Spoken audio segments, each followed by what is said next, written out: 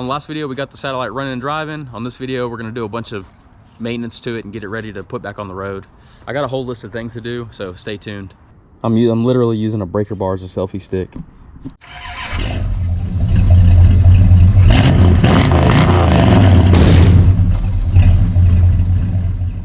So the stuff we have to do really isn't that bad. We could probably get most of it, almost all of it done this weekend. I really want to get all the mechanicals done to the car so I can get this thing ready to start making look pretty. That's the fun part. We got to make it look pretty, put it back on the road. That way we can look really cool going really slow. Okay, so the first two things right off the bat, before we even look at any of this other stuff, we need to pull the carburetor and clean it, and we need to pull the gas tank and clean it, because I can literally smell the old fuel. Let's go ahead and pull those off real quick. I'm sure you guys already know this, but super easy, super straightforward. We got 4 mounting bolts, you got a spring, we got our linkage, got some hoses and some vacuum lines. I got our throttle cable removed, cotter pin, and then our springs just unhooked. Y'all don't need to see me pull a carburetor off, do you? All right, we got it. Ooh, fancy Edelbrock. Looks clean too. This gas smells crazy. It literally smells like an old boat. Honestly, I really didn't even know how this thing is running. I mean, look how dark. That smells terrible. It doesn't even smell like gas anymore. All right, let's go get the workbench set up. So what we have here is a $15 carburetor rebuild kit from eBay. This should add about -10 horsepower. I'm not even gonna try to lie to you. I honestly know nothing about carburetors. I know that it puts gas and air into the motor, and you have an accelerator pump, but that's pretty much it. I know they have to be clean, and I know they can't leak, so that's pretty much what we're dealing with here. It's pretty gunky. I know these floats are good. I think the kit actually came with new floats, but I didn't have a problem with it flooding. You got to pull these dealies out. There's a torque screw. All right, so now that our metering rods are out, we can go ahead and remove the floats. There's a pin on each side, slides out. That's it. Shake it, make sure there's no water in it. If there's no water in it and it was working before, then you don't need to replace them. We can pull our needle and seat dealie out, and look how nasty that is. I got my 7/16 wrench here. Go ahead and pop off our squirters. And here's our problem child right here, our accelerator pump. I don't know, maybe it's just clogged. I mean, it's obviously dirty in there. It may just be nasty and dirty. Now we can remove our 4 venturis. 8 screws total, and all 4 of these should pop right out.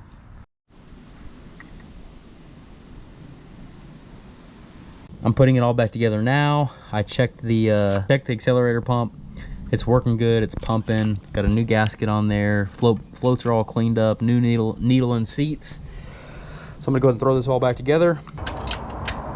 All right, the carb's on. Let's go ahead and work on that gas tank.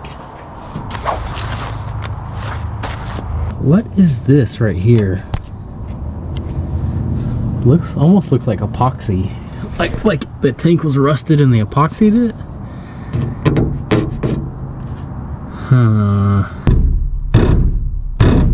Doesn't sound like it's very full though, so that's a good sign. So we need to undo our filler, our 2 straps, and it should pop right down. I got the filler tube out, and it's already looking pretty bad. It's really weird because this car is like super solid. There's no rust at all. I mean, when I say at all, I mean 0. I mean, this thing is crazy solid underneath it. It has a posi rear end, and then it has rear sway bars, which was not factory on a Sebring. That was an option. So somebody either opted for the posi or sure grip with the sway bar, or they added it later on.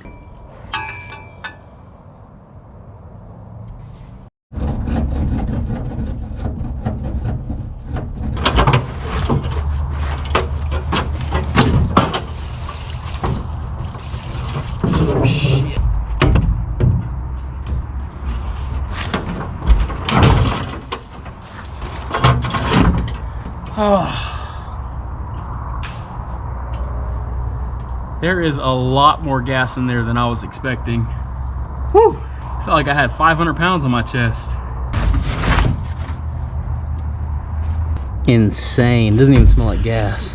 Look how black, look how dark it is. I don't want to spill too much more on the ground. I'm gonna go ahead and properly dispose of this. Proper facility container and all that stuff. Whoa. May possibly be why our fuel gauge isn't working. It's bad.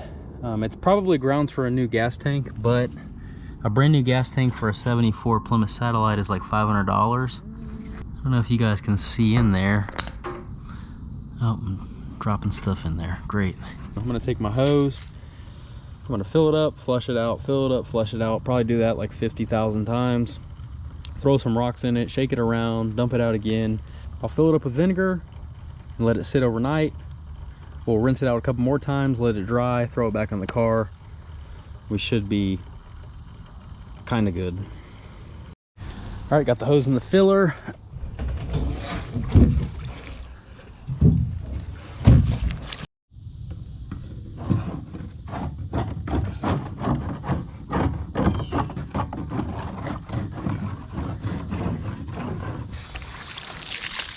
And it's literally non-stop. I've probably already filled this thing up and flushed it out at least 10 times, and it's still just non-stop rust. See?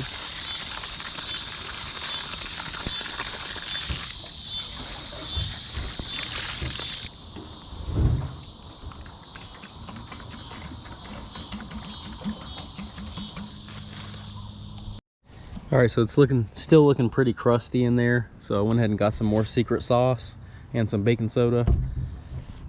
I'm probably gonna have to let it sit for a whole nother day, and then I might let it sit the whole week and then come back next weekend. Now I'm gonna clean it out with some water, and I'm gonna throw some of these lug nuts in there.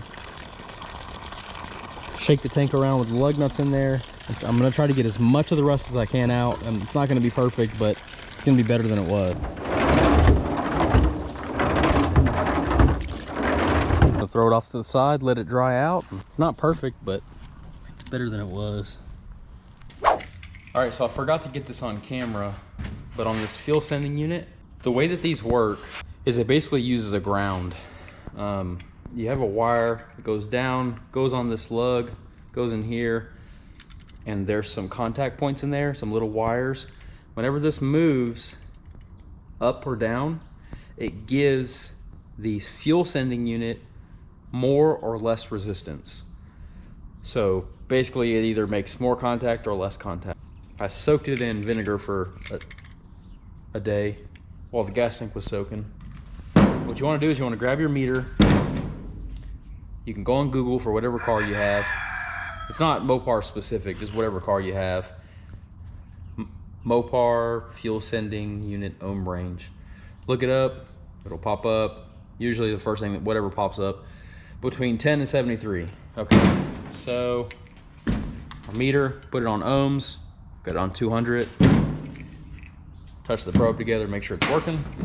So you want to take your, doesn't matter which color wire, either one, put one end on the sending unit wire and then one end on the float arm. Okay, so when it's all the way down, right now I'm at 42 ohms. I lift it up. 24, 21, 10, 9, 7. It said between 10 and 73. So we're at 5.3 and 26. So the gauge probably isn't gonna work fully. It'll definitely show us when we're full. But I don't think it's gonna go all the way down. We'll just have to plug it in and see. See when I move it, the number changes. If not, we'll just spend 50 bucks on a new sending unit. So I went ahead and popped it open to give you guys a peek inside. So here's your contact arms. Everything looks pretty good. It's not too dirty, pretty clean. And then here's your little swiper arm. I cleaned that up. Just for the sake of the video, I took the fuel sending unit apart to demonstrate to you guys how the insides work. And of course, I broke it. So I'm gonna go ahead and order a sending unit. Let's go take a peek at that gas tank and see how it looks. It looks 1,000. You see that little speck right there? I mean, it looks 1,000 times better.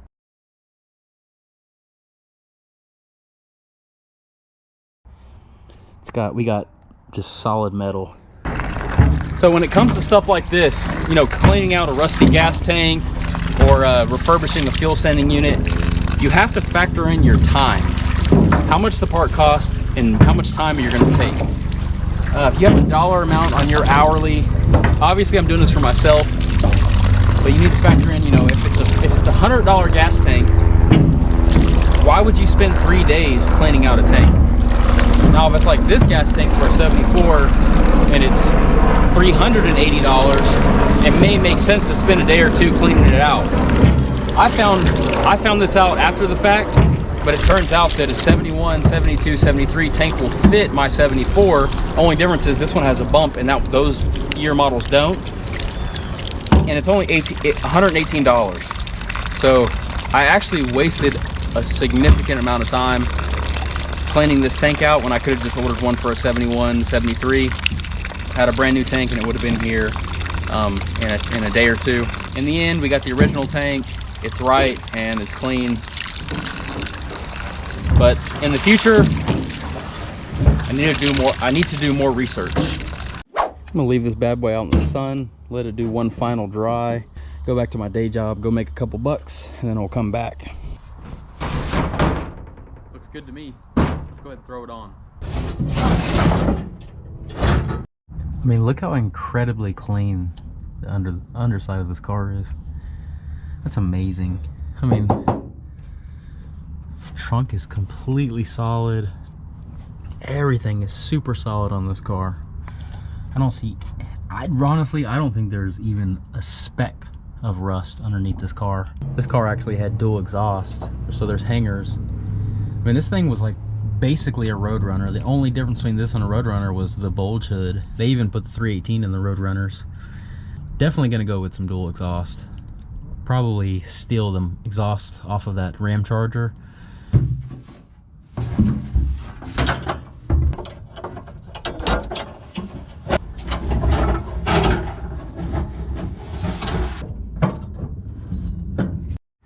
Welp, I was climbing out from underneath the car, stuck my thumb right here, and look at that.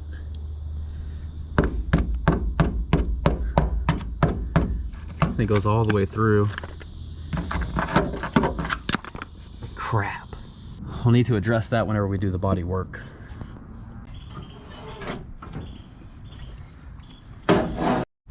Took me a washing machine hose and clamped it on there. Make it easier because it's pretty tight in there. We got about 7 gallons in the tank. I have the hose disconnected from the fuel pump. No fuel filter on it. I got it going into a coolant jug. Maybe run it for a minute or two until we get clear fuel. Once we get clear fuel, we'll throw a brand new filter on it and get that brand new carb tuned in.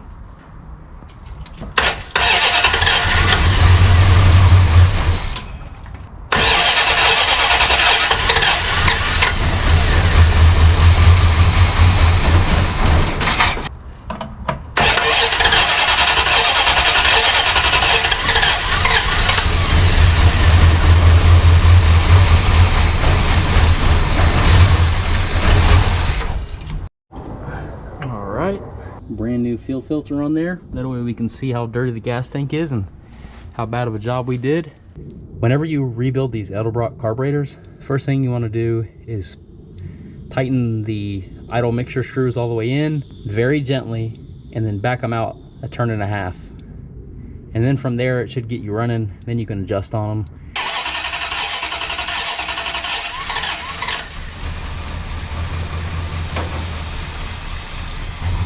No leaks so far.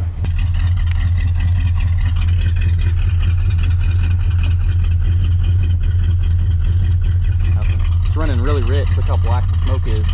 Better. Before, you could literally smell the rust.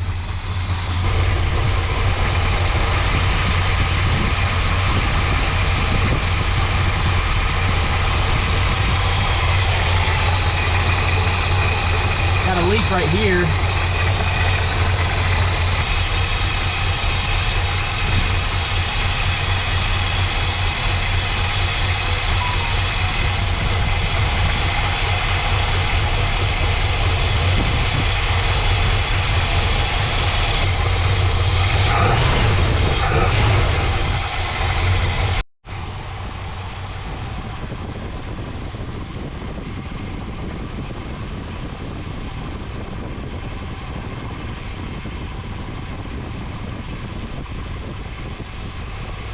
I'm gonna go ahead and adjust on the timing.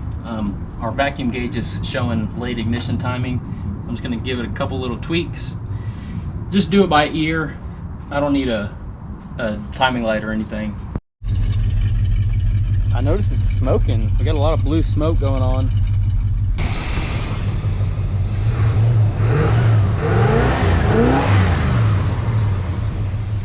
I'm gonna drive it all around the yard and then pull it back up. We'll change the oil.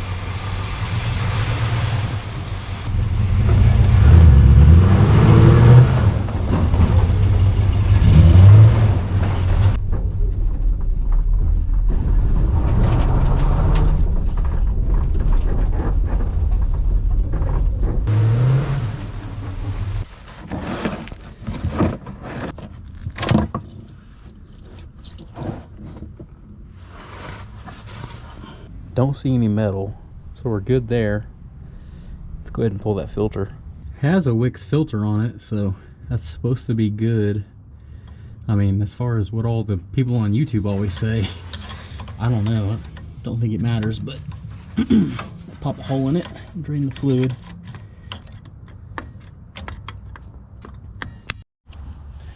There was no need for this oil filter to be put on this tight. I mean, why are we putting oil filters on with impacts? I mean, that's crazy. Look at this thing. Hand tight, hand tight, hand tight. A little bit of oil.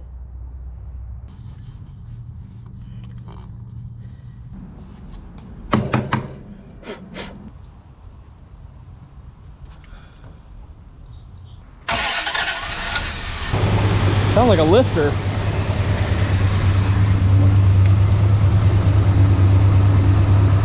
Let it run for a little bit, let that oil circulate around. Hopefully that tick goes away.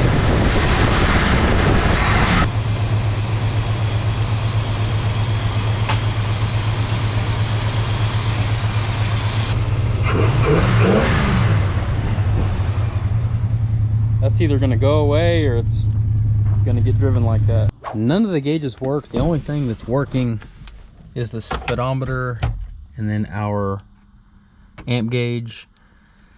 Oil pressure gauge doesn't work, but the wire's cut. The fuel gauge doesn't work, but obviously we have the sending unit broken because I broke it. And then our temperature gauge isn't working. And I'm not even getting, the needle doesn't even move on any of the gauges. So first things first, got my meter. I'm gonna check all the fuses.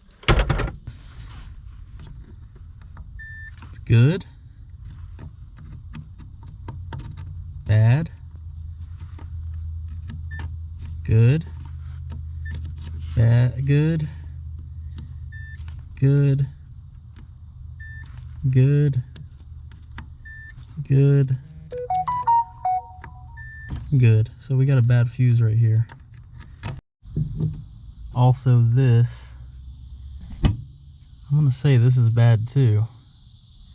1974 Plymouth Satellite fuse panel diagram. Fantastic angle. So that crusty relay that was leaking juice, that is for the horn and for our ignition switch buzzer. So when you leave the door open and the key's in the ignition, it'll go buzz and buzz. So I'll order one of those. It's cheap. It's like 15 bucks. I'm gonna remove this instrument cluster because I'm assuming what the problem is with the gauges is the instrument cluster regulator is gonna be bad. So let's pull it and test it. Oops. Wasn't too hard, but after all that work, checked everything, and it turns out the fuse panel down here, well, I should have checked this from the beginning, but on the constant power side, we had power. When I turned the ignition switch on, we had no power to all of our fuses. I jiggled those fuses around and boom, now it's working. So I don't know if there's maybe a loose wire behind the fuse panel or if it was just corroded, but. Okay, so now that our oil pressure gauge works, we know that the little voltage reducer is good. The way that all these gauges work is very, very simple. Each one of these gauges has 2 wires. It's a power and a ground. They don't work off of 12 volts, they work off of 6 volts. So this little reducer back here, I'll put a picture right here in the corner, it brings 12 volts in and puts out 6 volts. It actually like strobes back and forth. I think it's like so you don't burn the gauge up. Since the oil pressure gauge works, we know the voltage regulator is good. Now we need to test the actual temperature gauge. So we got to go find the sensor. The sensor is right here in the front of the block. It has this little connector on it. The connector just fell right off. So since all that wire needs, that gauge cluster, all it needs is a ground, I tied a piece of wire and put it straight on the alternator. Now if this gauge works, since we grounded the wire, we should show something on the temp gauge. Okay, so it actually moved up to a quarter of the way. So most likely our gauge is probably good. So what we need to do is we need to fix that wire and make it more permanent. All right, I cut the wire back as far as I could and got all this bad, nasty, crunchy piece out of the way. Soldered together.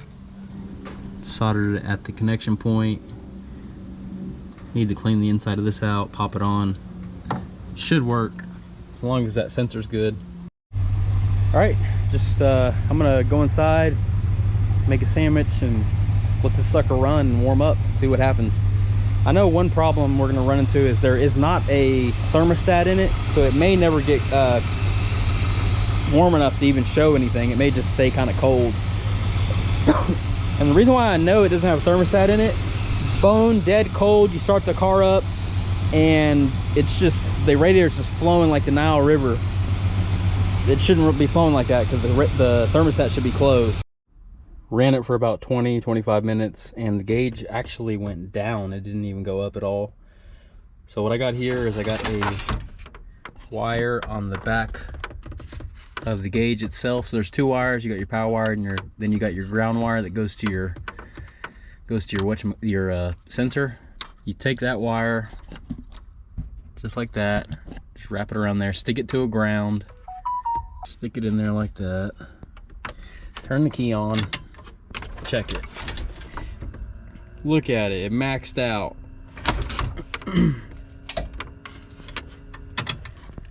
So either the wire going to the sensor's bad or the sensor's bad. So I'm gonna take a temp wire and run it all the way to the sensor and plug it in since the engine's hot, see what it does.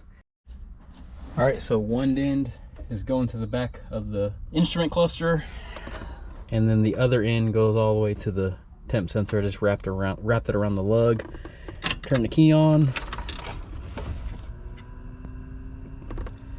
We are moving.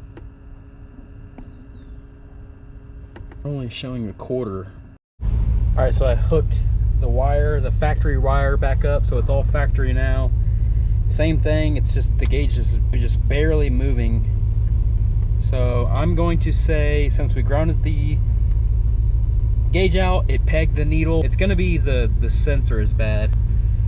Now we can move over to this gas gauge. Gas tank, there's our sending unit. We can't test the sending unit because I broke the sending unit. I ordered a new one for 50 bucks. Or we can test the wire going up to the gauge and we can test the gauge.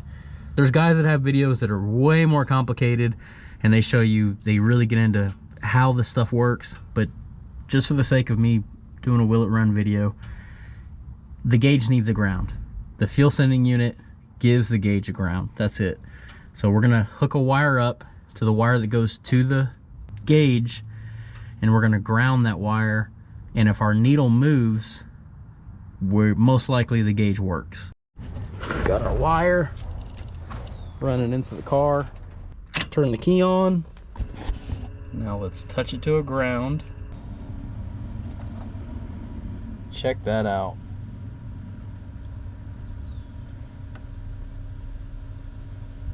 So our wire to the sending unit's good and our gauge is good. So in theory, once we get a sending unit in there, boom shakalaka. Same thing with this temp gauge. Just happens to be I found some spark plugs that I had bought brand new for a Dodge truck that I had sold. I never used them, so, and it was a 318 truck. I'm gonna shoot these in there. I'm gonna gap these bad boys to around 0.035, which looks like this one's already gapped. Looks like we got some champions, and it doesn't get much richer than that. I mean, she was running real rich. Out with the champion, in with the NGK. I guess I kind of do have a plan. I want to get all of the maintenance stuff, tune-up stuff, get it running really, really good, and then we can go from there on the pretty stuff. Driver side, front to back, they're all rich as heck. Rear plug was really oily, and then the second plug, it barely had a gap on it. I couldn't even put it in the gap was pretty much closed. I could barely even put it on the tool. So what I'm about to do is probably pretty dumb and controversial. I got a glass full of water here, and I'm gonna run the engine, and little by little I'm gonna pour a little water in at a time. And basically what this is gonna do is it's gonna steam clean the motor. All that gunk from sitting, and it's probably has over 100,000 miles anyways on the motor. It's probably original. So if I pour this in there, it should clean all of our valves, our piston tops, the top of our piston, because I'm kind of getting desperate. The motor smokes really bad, and it looks like it's burning oil. So I don't know if maybe the oil control ring is seized up and it needs to be freed. But either way, I'm gonna try this.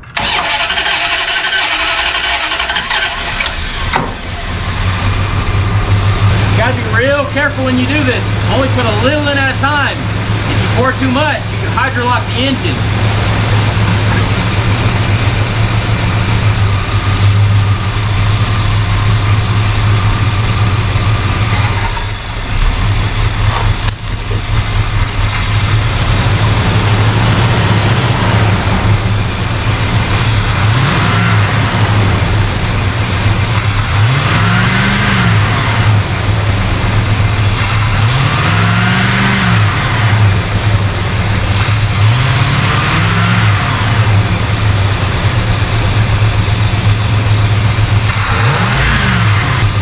Smoking less.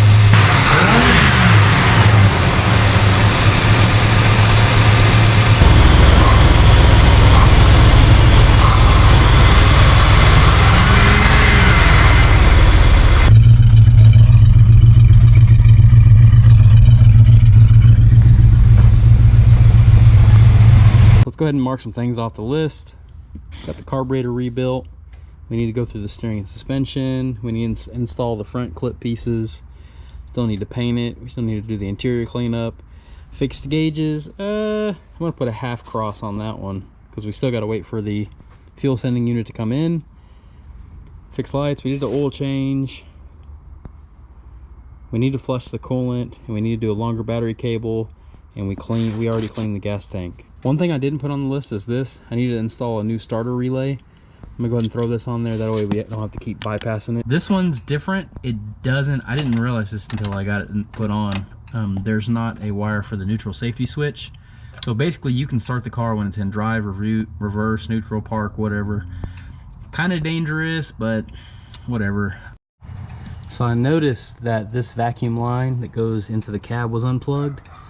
I went ahead and made a little fitting up for it and plugged it in. So I believe it goes to the air conditioner.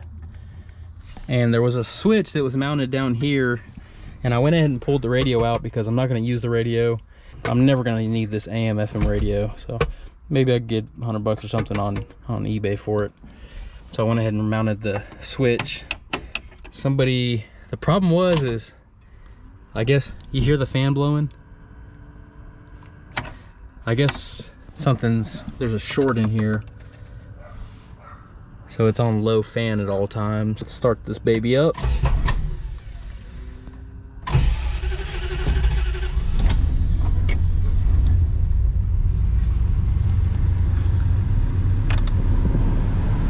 We got the fan blowing, AC. Now let's switch it to defrost. No way.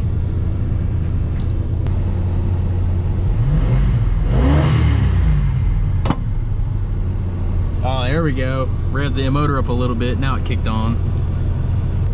Check out this oil pressure too. We got like 1,000 pounds of oil pressure. So in preparation for the bodywork, this time of the day is the perfect time because the sunlight is hitting the side of that body panel and you can see every single nick, ding, and bump on this car.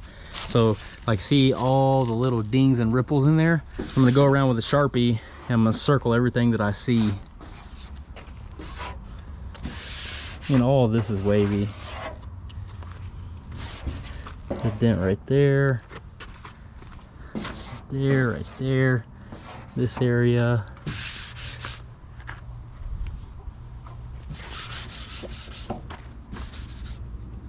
Ding right there.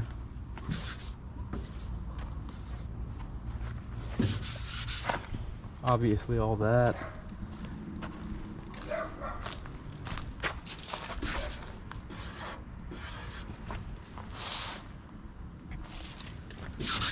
All this stuff. If you stuck around this long, I appreciate it. Thank you so much. It really helps the channel out. If you didn't, you've already clicked away. Well, Plymouth's running pretty good. We got most of the stuff working on it. It's running somewhat okay. Now we need to pull it in the shop, jack the front end up, check the steering, check the suspension, and I can start ordering parts.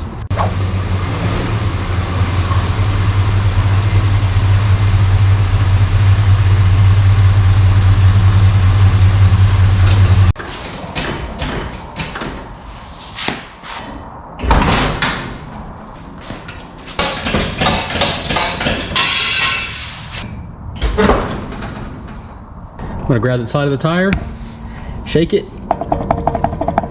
and I'm already hearing noise. What in the hell?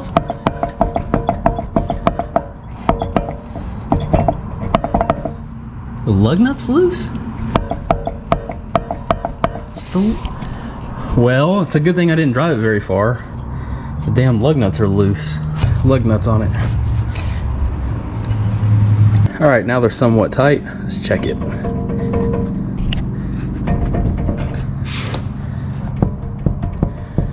All right, so they don't have any side-to-side play.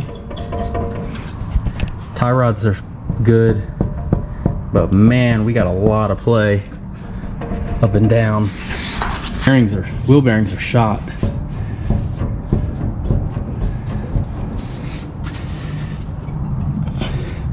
Either the wheel bearings are shot or the nut on the bearing is loose. Our upper control arm bushings don't appear to be, they're cracked a little bit, but I don't have any play in them. Ball joints seem okay. Probably just need to be greased. Somebody put a mini starter on it, like a Magnum starter. Probably been done at one point in its life because these weather boots don't look too bad. I mean, they're still intact. We could probably grease everything and just run it. Look how good these tires are though, brand new. All right, so I'm under the car doing some more inspection work on it and found a couple things.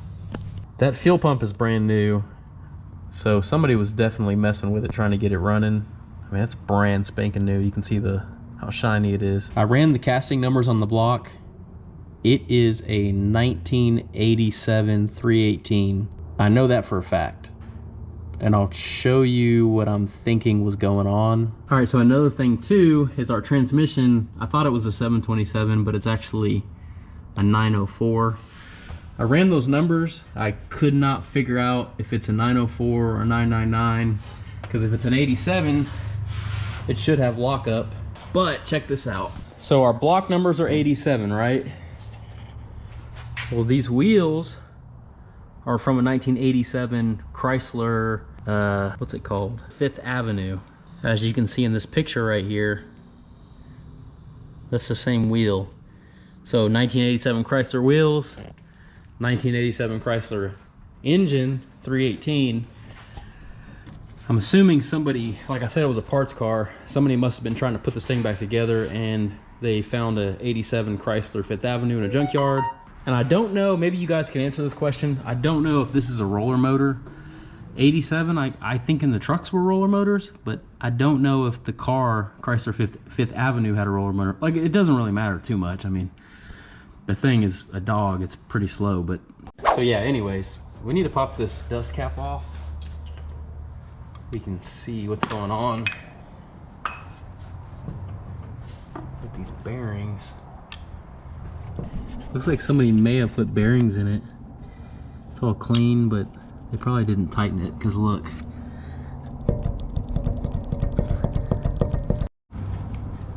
It's loose. Huh. I'm gonna tighten it just a hair till it doesn't wiggle. I'm gonna back it off a bit.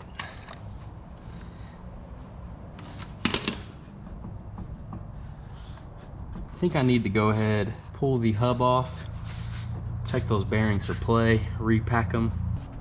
We got a bolt here. Then we got a bolt down here. Caliper just pops right off. Here's the outer bearing. I'm gonna say it's pretty loose. You can see how much play there is in it. Just for now, I'll probably just repack it. All right, now let's check the inner bearing. I think they just need repacked. Probably just throw some grease all up in there and snug them down, and maybe I'll go ahead and just order some new ones just because. High temp disc brake grease. Stuff should be perfect for what we're using it for. Put it in the palm of your hand. Just start kneading it in there.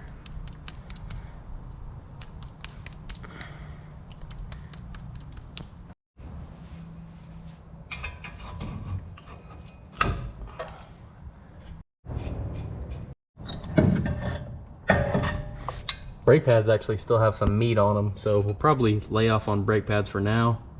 So your calipers actually slide back and forth on these two pins.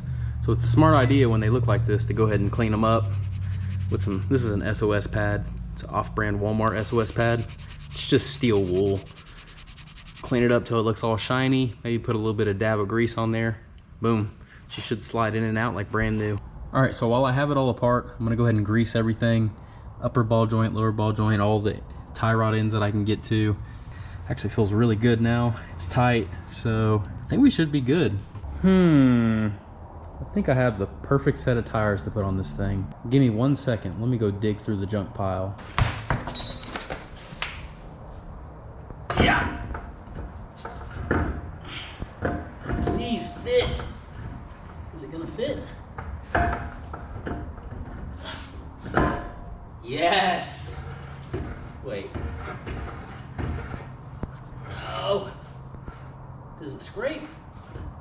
Man, that would be perfect. Looks like it's rubbing though.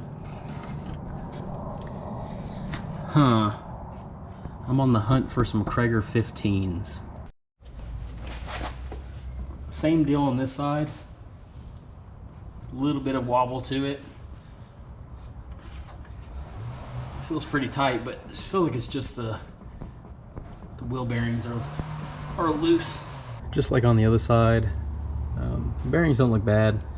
They just need to be repacked. They look somewhat dry. So I'm gonna repack them, put a bunch of grease in there, throw it back on, recheck it, make sure it's tight. I'm gonna grease the upper ball joint, lower ball joint. The control arm bushings look okay. They don't. There's no movement anywhere. This upper ball joint needs to be replaced, so I'm going to order an upper ball joint. Our tie rod and our idler The grease fitting's actually MIA, it's missing completely. And then this weather boot is broken off. Actually, both of them, it's broken off both sides.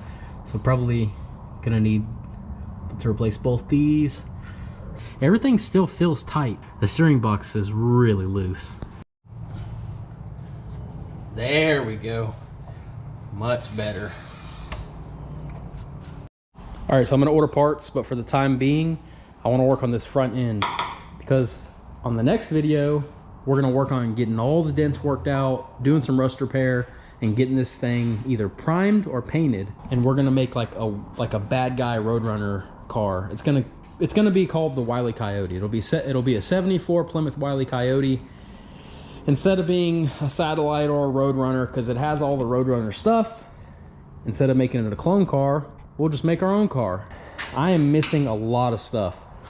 I have a fender, I have the grill, I have a new bumper, I have the headlight bezels. I don't know if I have the bucket, so we need to pop the trunk and we need to pull everything out of the car.